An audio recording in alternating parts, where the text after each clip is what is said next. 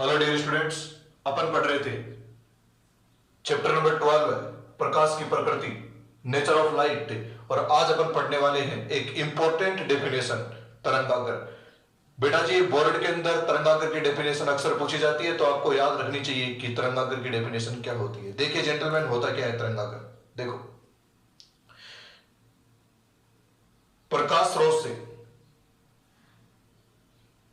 क्या उत्सर्जित होती है? तरंगे। ठीक है, तो प्रकाश स्रोत के चारों ओर का जो माध्यम है, इसके कण क्या करने लग जाते हैं? कंपन करने लग जाते हैं, अर्थात दोलन करने लग जाते हैं। ठीक है, तो अपन ऐसा लिख सकते हैं कि वह पृष्ठ जिसमें स्थित सभी कण समान कला में कंपन करते हैं, क्या कहलाता है? तरंगागर कहलाता है। ठीक है, क्लियर इतनी बात? देखते हैं सर क्या होता है तरंगागर। ठीक है, सिंपल सी बात है। वैसे क्या है कि जो कंपन कर रहे हैं कण, उनकी कला क्या रहनी चाहिए? समान रहनी चाहिए। ठीक है, देखो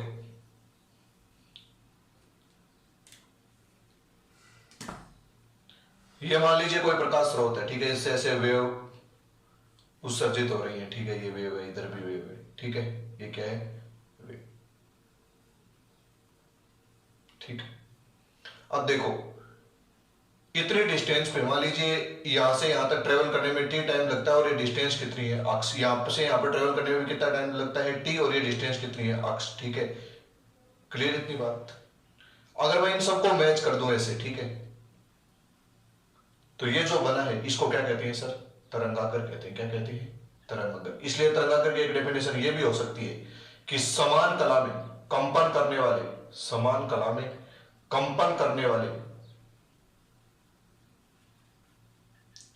माध्यम के कणों के बिंदु पथ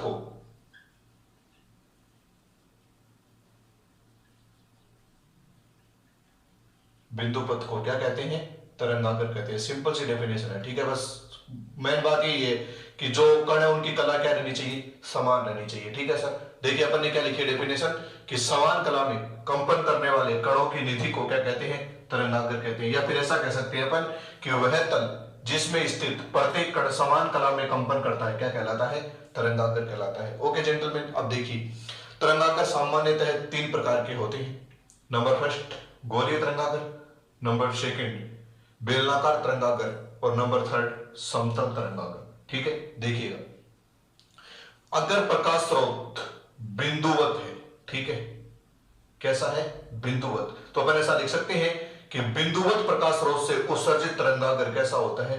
गोलीय तरंगागर होता है। ठीक है, रेखीय प्रकाश स्रोत से उत्सर्जित तरंगागर कैसा होता है सर? बेलनाकार तरंगागर होता है। ठीक है, समतल तरंगागर कैसे बनता है? देखो, बिंदुवत प्रकाश स्रोत और रेखीय प्रकाश स्रोत बहुत अत्यधिक दूरी पर है। ठीक है, क्या है? बहुत अत्यधिक दूरी पर है, तो इनसे उत्सर्जित गोली व बेलनाकार तरंगागर का एक छोटा भाग समतल प्रतीत होता है, जिसे क्या कहते हैं? समतल तरंगागर कहते हैं। ठीक है सर, सिंपल सी बात क्या है कि बिंदुवत प्रकाश स्रोत और रेखीय प्रकाश स्रोत बहुत अत्यधिक दूरी पर है, तो यह ऐसा लिख दो कि अत्यधिक दूरी पर है, तो गोली व बेलनाकार तरंगागर का एक छोटा सा भाग हमें कैसा प्रतीत होता है? समतल प्रतीत होता है, जिसे हम समतल तरंगागर कहते हैं। ठीक है सर,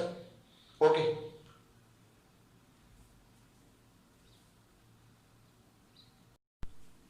डियर स्टूडेंट्स,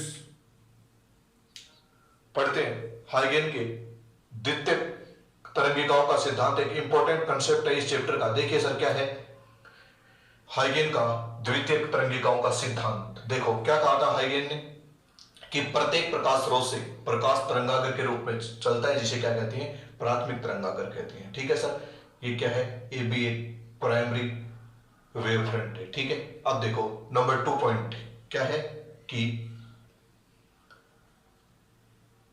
प्राथमिक तरंगागर पर स्थित माध्यम का प्रत्येक कण माध्यम का प्रत्येक कण नए प्रकाश स्रोत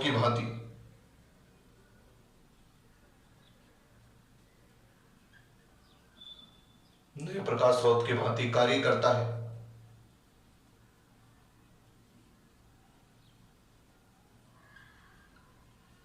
ठीक है, तथा सभी दिशा में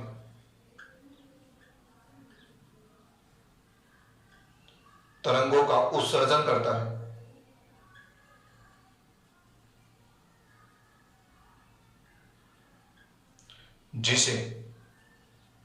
जिन्हें द्वितीयक तरंगिकाएं कहते हैं।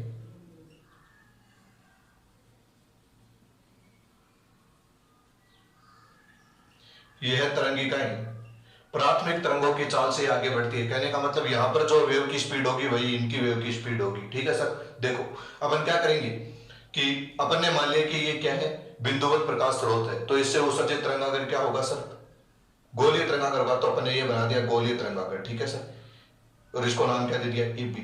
इस पर अपन 4 पॉइंट मान लेते हैं, 1 2 3 और 4। ठीक है, अब देखो ये क्या है कि यहां से क्या निकलती है, वेव निकलती है। ठीक है सर, सभी दिशाओं में। ठीक है, इनको क्या नाम दिया अपन ने, द्वितीयक तरंगिकाएं। ठीक है, अब देखो क्या करेंगे, इसके लिए अपन क्या करेंगे, देखो कि सीटी त्रिज्या की चाप बनाएंगे। देखो सर, सी इंटू टी, ठीक है, मतलब मीटर प्रति सेकेंड इंटू मीटर, तो ये क्या बन जाएगी, दूरी। तो अपन क्या करेंगे, फिक्स जो पैरामीटर है उसको लेंगे और यहां से अपन सीटी त्रिज्या की क्या बनाएंगे, चाप बनाएंगे। ठीक है सर, 1 2 3 4 अपन ने 4 माध्यम के कंसिडर किए हैं यहाँ पर, तो अपन यहाँ पर 4 क्या लगाएंगे, वर्त बना देंगे। ठीक है सर, ओके। अब देखो क्या है कि तरंग संचरण की दिशा ये है। ठीक है, तरंग संचरण की दिशा।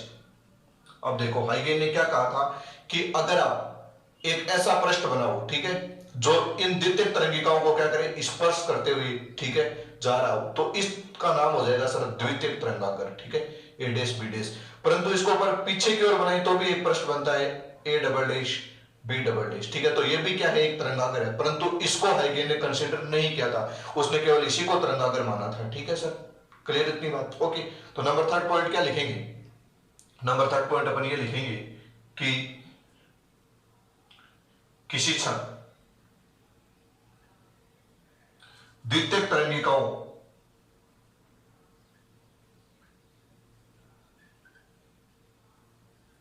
के आगे की दिशा में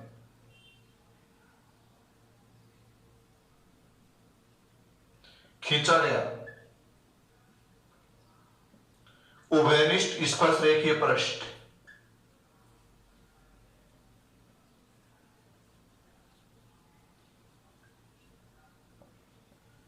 नए तरंगागर का निर्माण करता है,